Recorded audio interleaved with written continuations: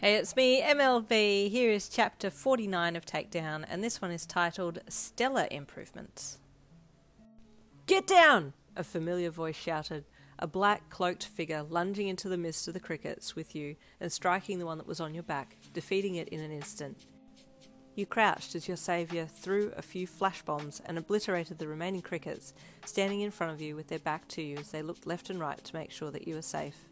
Hesitantly you looked up, your heart sinking into your shoes when you recognised the back of Magata's outfit. Magata, I'm sorry, I just wanted to try some... What the hell are you thinking? The voice of Hansu barked as Magata's body spun around. You shrieked with surprise and fear when you saw that the person inhabiting Mirio's RFO body was a black, shadowy mist with the voice of your assistant. Hansu? You screamed, crawling backwards along the ground to get a bit away from the demonic-looking figure. Why are you in Magata's clothes? Did you dive with his headset? Why don't you have a face or limbs or anything? You look creepy as hell. Listen, the shadowy cloak said to you. I turned up to the lab early and you were already in-game by yourself. Do you know how dangerous it is to be in here on your own? What if you meet them? Hansu, don't call me that in here. What if they hear you? He snapped. Magata? Call me Greystreak, he said sternly. That does actually sound like a name though, you replied suspiciously. Wait, do you play? Is that your username? It's beside the point, he snapped.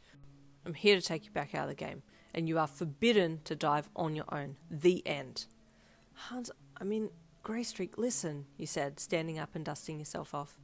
I just want to improve my skills. If anything was going to go wrong, I'd just log out. No, you know the danger you're in. You can't... I don't want to be useless anymore, you shouted.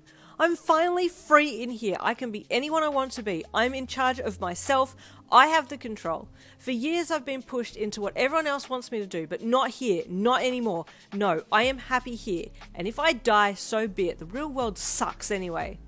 Your body shook with anger, and you balled your fists up, scowling strongly up at the shadowy figure that was Hansu as he quietly stood there, the swirling mist still twisting around inside Magata's clothes. Finally he let out a resigned sigh. I'll be your bodyguard, he grumbled. I'm not leaving until you want to, but you're not diving solo again. You softened and nodded, letting your balled up fists loosen and fall to your side. What are you doing anyway, getting jumped by a gang of crickets? Hansu asked. I'm trying to hone my skills, he said with a dejected sigh. I thought I was getting better. Well, I want to get better before this next mission because I was a completely useless burden at the last mission, so that has to change. So you're fighting crickets. Can you not come in here and kick me while I'm down? I'm doing my best, you grunted with annoyance, looking away and then turning slowly and walking towards the town in the distance. Okay, so what are you doing? Hansu asked as he followed behind you. I'm going to find something else to fight. How'd you find me anyway? I have your headgear number logged onto the computer. It said you're on level 2, so I grabbed Mirio's headset and dived in, he replied. Well, you said a little shyly. Can you please not tell him what I'm doing? I want to surprise him by being really good when we get to level 46. He's going to be astounded by the amount of crickets you can summon, Hansu teased. Shut up or I'm logging you out and blocking you from coming back in, you threatened over your shoulder. You can't do that and you know you can't, Hansu replied with smug confidence. I'm calling your bluff right now. You made a noise with your teeth and rolled your eyes, looking for the next monster to attack. In the distance you saw a group of very large grasshoppers, and you told Hansu to stay back so that you could fight them alone. Okay, you thought, raising your head confidently as you walked over. Don't get distracted by the fact that Hansu is watching. Remember to stay light on your feet and do the jumping somersault attack thing that you tried once before. Hansu hung back as you approached the group, and while your back was to him, he pulled out some more flash bombs just in case you needed his assistance, hiding them in the crook of his cloak so that you wouldn't see them. You circled the group of grasshoppers until one lifted its head and eyed you off. Slowly you stepped back, and it followed a little way, being coaxed out of the rest of the group. That's it, come out here, you thought encouragingly.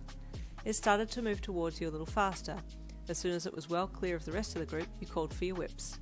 Move, you shouted, those familiar shining items appearing in the palms of your hands and making you feel powerful.